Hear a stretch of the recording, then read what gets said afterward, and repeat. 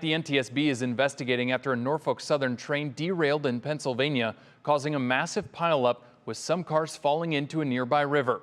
That's the same rail company responsible for last year's toxic train derailment in East Palestine.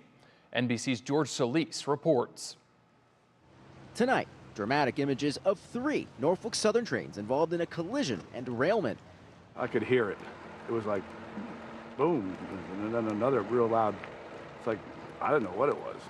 The NTSB now investigating the wreck, saying its preliminary assessment shows the derailment occurred after an eastbound train collided with a train that was stopped on the same tracks. A westbound train then striking the cars that had spilled over onto its tracks. In the derailment, 2 locomotives ended up partially submerged in the Lehigh River. I was requesting a boat be launched into the river just to double check, make sure there's no sheen.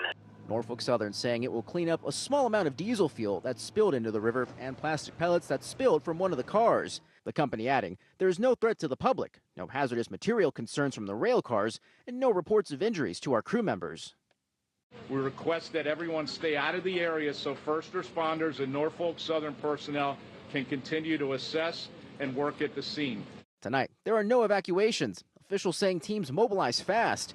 Adding first responders have trained multiple times since the toxic train derailment in East Palestine, Ohio. The 1-year anniversary of that wreck just a few weeks ago.